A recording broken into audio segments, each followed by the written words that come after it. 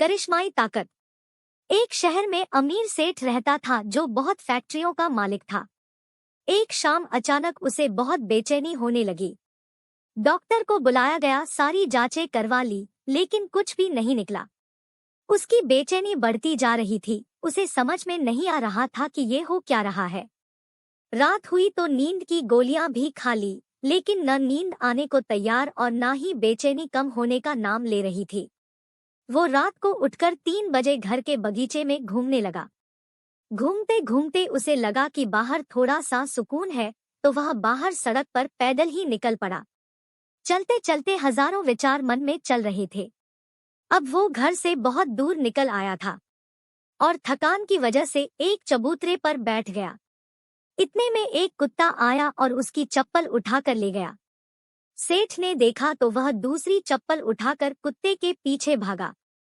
कुत्ता पास ही बनी झुग्गी झोपड़ियों में घुस गया। सेठ भी उसके पीछे था। सेठ को करीब आता देखकर कुत्ते ने चप्पल वहीं छोड़ दी और चला गया। सेठ ने राहत की सांस ली और अपनी चप्पल पहनने लगा। इतने में उसे किसी के रोने की आवाज सुनाई दी। वो और करीब गया तो एक झोपड़ी में से रोने की आवाज आ रही थी। उसने झोपड़ी के फटे हुए बोरे से झांक कर देखा तो वहां एक औरत फटेहाल मैली चादर डाले दीवार से सटकर रो रही थी और कह रही थी, ऐ ऊपर वाले मेरी मदद कर। ये देखकर सेठ के मन में आया कि यहाँ से चला जाए, कहीं कोई गलत ना सोच ले। वो जाने के लिए पलटा ही था कि उसके दिल में ख्याल आया कि आखिर वो औरत क्यों रो रही है, उसको तकलीफ क्या है। और उसने अपने दिल की सुनी और वहां जाकर दरवाजा खटखटाया। उस औरत ने दरवाजा खोला और सेठ को देखकर घबरा गई। सेठ ने हाथ जोड़कर कहा, तुम घबराओ मत, मुझे तो बस इतना जानना है कि तुम रो क्यों रही हो। औरत की आंखों से आंसू टपकने लगे और उसने पास ही गुदरी में लिपटी हुई 7 से 8 साल की बच्ची की ओर इशारा किया और रोते हुए कहने लगी कि मेरी बच्ची बहुत बीमार है, उसके इलाज में बहुत खर्चा आएगा। मैं तो घरों में जाकर झाड़ू पोछा करके जैसे तैसे अपना और इस बच्ची का पेट पालती हूँ। मैं कैसे इलाज कराऊं इसका? तो सेठ ने कहा, किसी से मांग लिया होता। इस पर औरत बोली, मैंने सबसे मांग कर देख लिया, खर्चा बहुत ज्यादा है, इसलिए कोई भी देने को तैयार नहीं है। तो सेठ कहने लगे, ऐसे रात को रोने से क्या मिल जाएगा?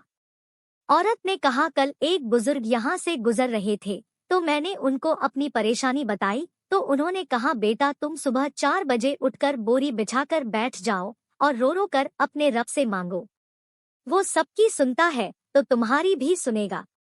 मेरे पास इसके अलावा कोई चारा नहीं था, इसलिए मैं रो रो कर अपने रब से मांग रही थी।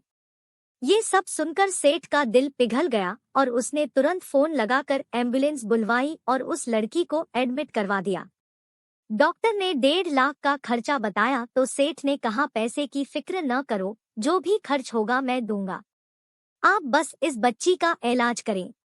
कुछ दिनों के इलाज के बाद वो बच्ची ठीक हो गई तो सेठ ने उस औरत को अपने यहाँ नौकरी देकर अपने बंगले के सर्वेंट क्वार्टर में जगह दी और उस लड़की की पढ़ाई का जिम्मा भी ले लिया।